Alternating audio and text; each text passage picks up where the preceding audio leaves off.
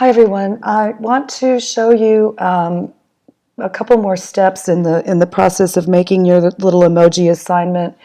What you see here is a couple steps after what I had done on the last step where we left off. I had just shown you how to bring your sketches in as template layers, and I just wanted you to kind of get an idea to see when you're finished with your emojis, it's going to look something like this, with the exception being that you're not going to have 5 duplicates of the same thing. You're going to have 5 artboards with 5 variations of one character or 5 different characters. I just did it like this to keep things easier on myself. The way I see it, you might as well kind of work this way, where you come up with one. I'm going to call it a master copy. One kind of master character, and then you can use that one as a starting point for every variation that you do. This will save you a ton of time. You won't have to be redrawing him every single time. And also, even if your characters are different, say they're slightly different shapes, slightly different colors, whatever, they're still going to need to have a cohesiveness, a stylistic similarity. They're going to need to be about the same size on your board. You want them to all kind of come out looking as uniform as possible. Think if you were going to show this to a client, you would want everything nice and neat, and so the whole thing about doing Illustrator is to learn the ways to save yourself steps, to save yourself time. So I want to show you what I have come up with, and I do want to just mention that I didn't just snap my fingers and make this happen. I went through, there was many steps of planning and starting over again that I had to do just to get from my sketches to here, because it just took me a while to find something that worked for me, to find something I was happy with. I had a couple of things I had to figure out.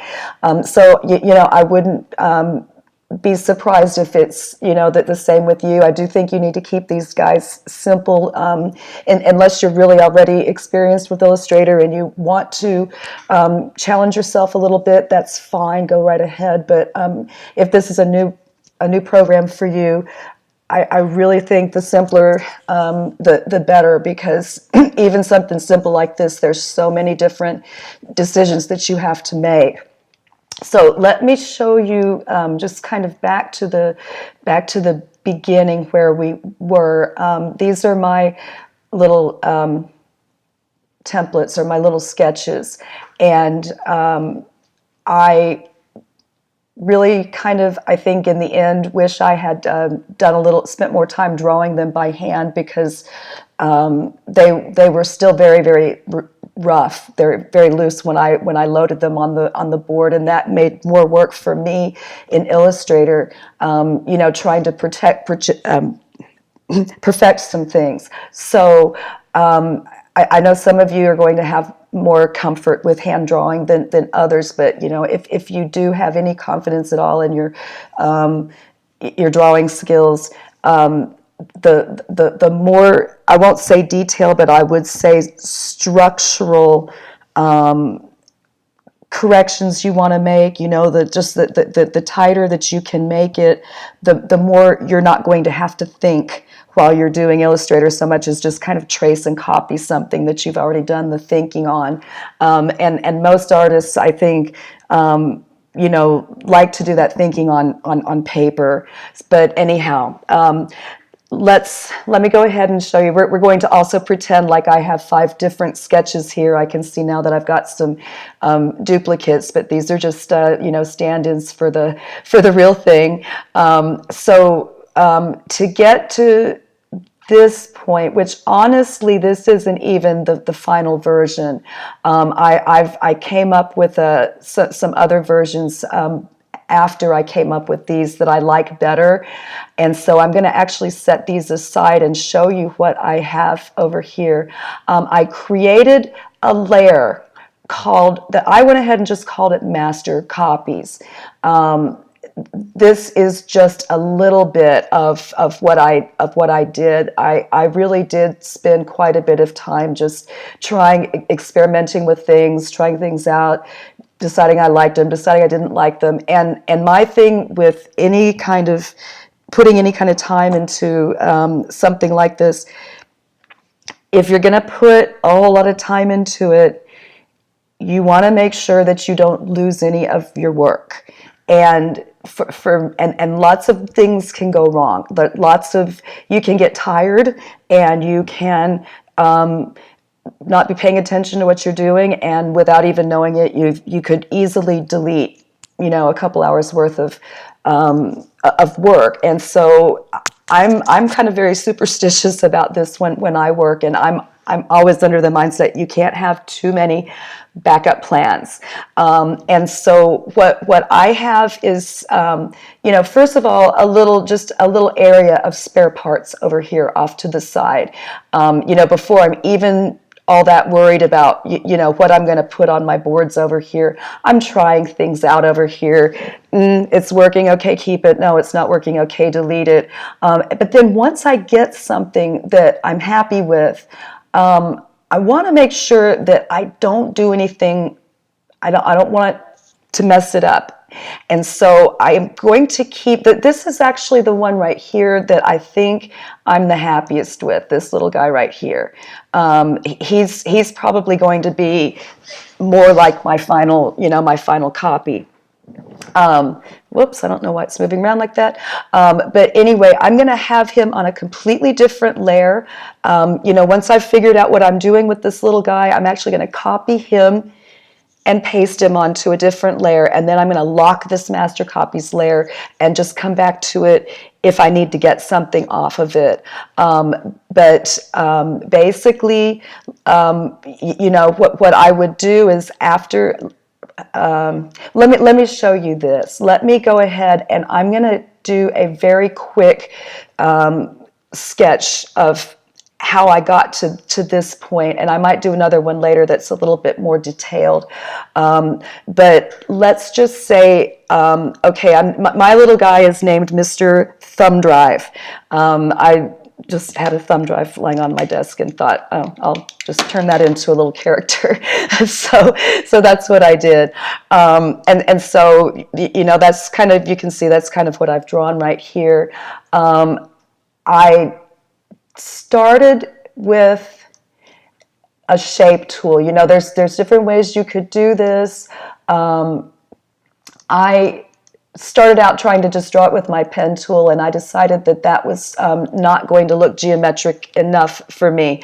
I think with something like this, the more regularity you have, the better. That first project, you were doing a lot of stuff that was more irregular, and so using the pen tool to kind of hand draw it would make more sense. But here, I think for continuity's sake, if you look at emojis, they tend to be very geometric in form, and you want to use these shape tools to your, to your benefit, so that they can make this job as easy as you can. If you're not familiar with them, you're going to have to just kind of get in there and learn it through trial and error. I've given you a lot of pages to look at, and a lot of tutorials to look at. I expect you to use that reference guide as something that you kind of, once you know where everything is in there, if you forget how to do something, you know where to go back and look it up. Or if you get stuck on something, either use the tutorials I've given you or find one that you like better, because if this is new, you're going to just have to keep going back to the drawing board and starting over until you're happy. But anyhow, what I figured out was that I was going to, for this shape, which is kind of an elongated rectangle that's kind of rounded on the ends, I came up with a little rectangle, and he actually wound up being a little bit narrower than that.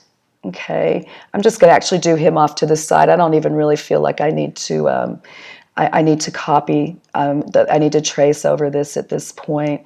So I made a little rectangle, and looking at my sketches, I decided I wanted it to be curved on both ends, but I wanted it to be more curved on the end that I was going to kind of perceive as a chin, and a little less curved on the top. Here's what I did.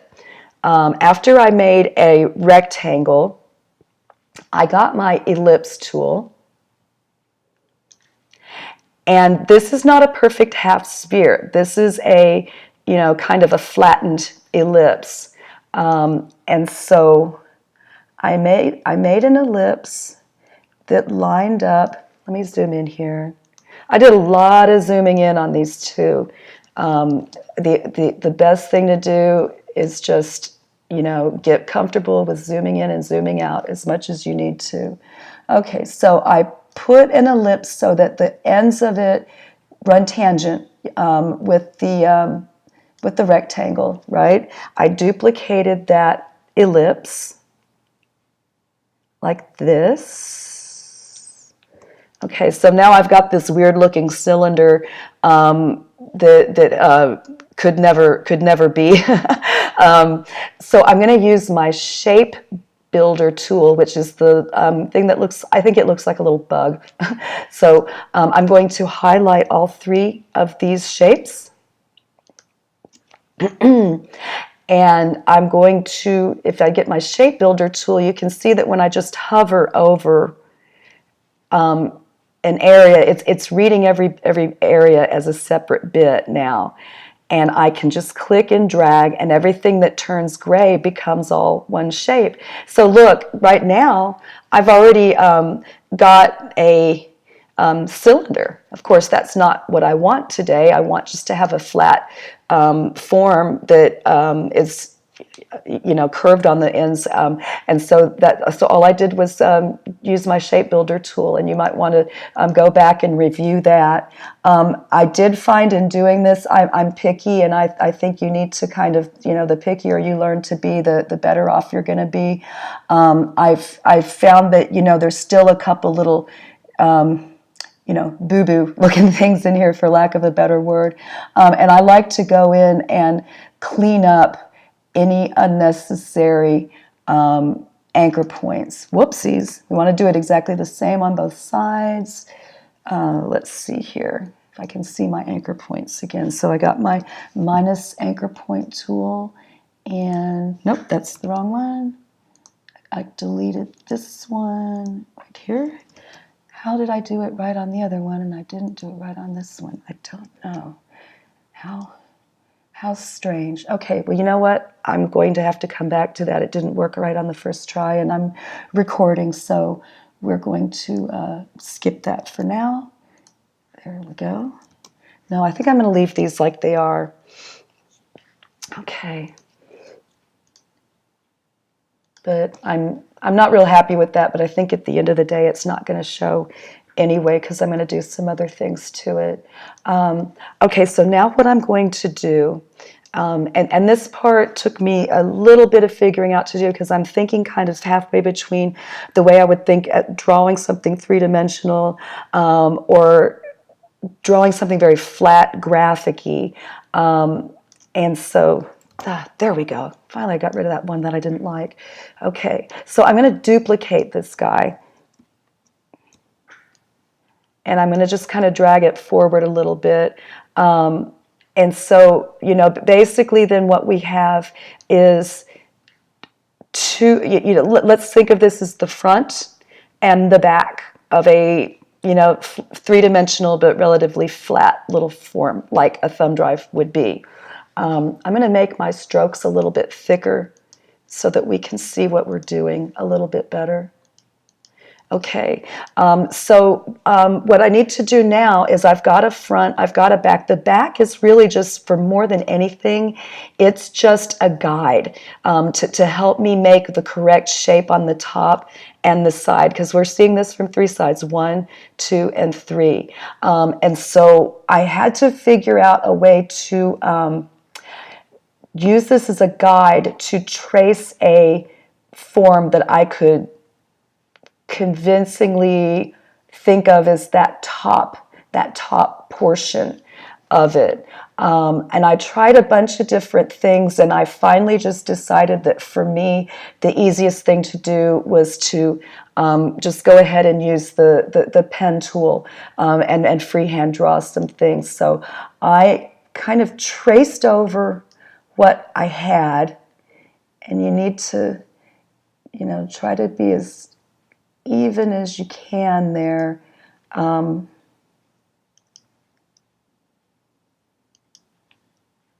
And I'm just going to kind of come back to where I started here.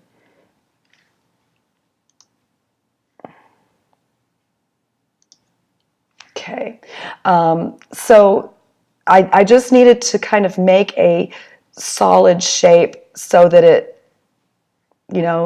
red as the top right here and the side right here. Am I happy with that? Yeah, that's okay. The next thing I'm going to do then is I'm going to take my line tool and I'm going to draw a little line right here. Here's my line tool. Okay, so what I'm doing is I'm just kind of connecting the corners a little bit, and then I can duplicate this line and drag it down here. This is not true perspective, by the way. This is kind of a not really true, honest to goodness perspective like I would do if I was drawing. But remember, these are very simple shapes, and so I consider this more of what I would call an isometric. Okay, so now I've got a front, a top, and a side, and I want to have these three sides differ from each other. And this is where I got into playing with the gradients. And you know what I think I'll do to keep this video short? I think I will show you how I did the gradients on another video, so that this one doesn't take too long. So from here, let's say I'm going to group these guys together. Whoops, I'm going to go ahead and make my template layer invisible and lock it. I'm going to group these guys together. Okay, they're still on my master copy layer, so I'm going to lock that layer because I want to put this on a different layer. Let's go to the layer I created for the body, and let's see. And of course, I've already got those other little objects there that I'm going to go ahead and move those out of the way. I'm actually going to probably get rid of them. I'm going to paste. This is my most current and up-to-date version of my little thumb drive guy. Okay, and I'm going to just go ahead and get rid of all of these because these are actually early copies. These are actually kind of an early version of something that I think I worked out better later on. Okay, so, whoops, I thought I had those grouped together, sorry. If you don't have them grouped together, make sure they're grouped, okay? And then you can just come and, whoops, looks like I missed the little, let's try that again. Sometimes with those little line segments, it's easy to not select them if you're trying to group something together. And so that was what that little piece was. Okay, so let me drag this here. And then I'm going to just kind of, I'm going to just center him more or less on my first artboard. And then I'm just going to duplicate him. Let's see, whoops. 1, 2,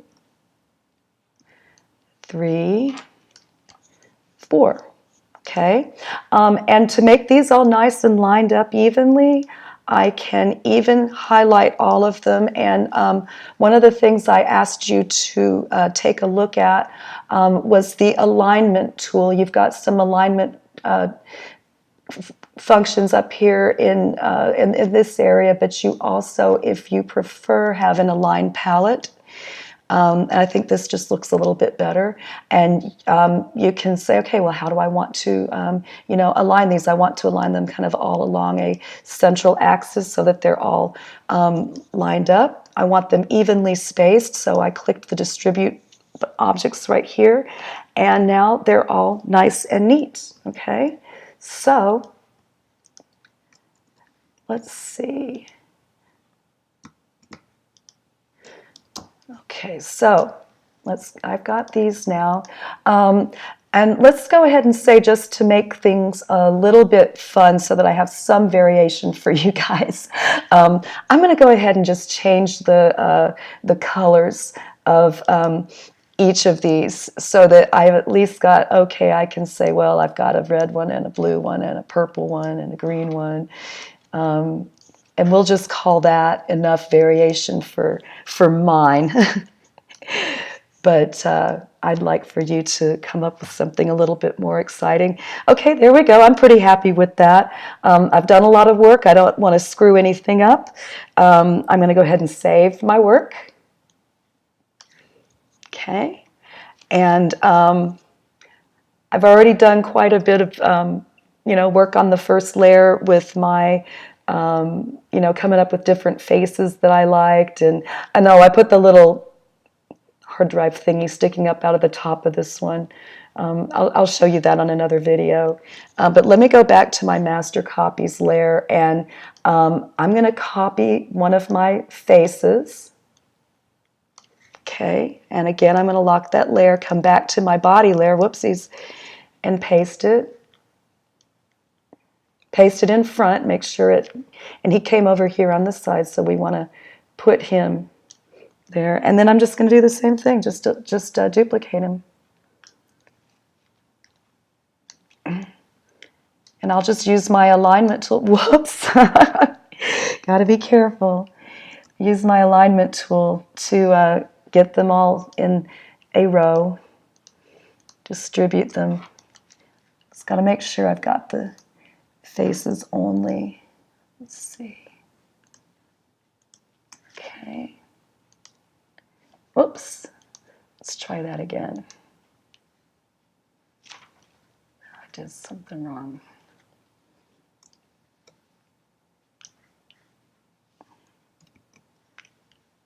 Sorry, I pushed the wrong button and I just kind of messed them all up. So we'll try that again. It's supposed to be easier than that. Okay. So take this group, this group, this group, this group, this group, and I want them aligned on a line like that. And then I want them distributed like that. There we go. Okay. On each of these, let's just say, well, at the bare minimum, then what I would want to go ahead and do, save my work again, is maybe come in and, make some modifications to, the facial expressions on each of these. And I'm not going to do a whole lot. I'll just do, a little something on each one just to make them look kind of different for demonstration purposes only. Let's see. And I'm really being lazy teacher here, but hey, yeah, crazy eyes here. Whoops, I accidentally went into isolation mode. If that happens, you guys, isolation mode allows you to work on just one object at a time. And sometimes when you click something, it goes into it without your wanting to go there. And don't freak out. Just go to exit isolation mode in your layers palette. Okay, let me ungroup these guys.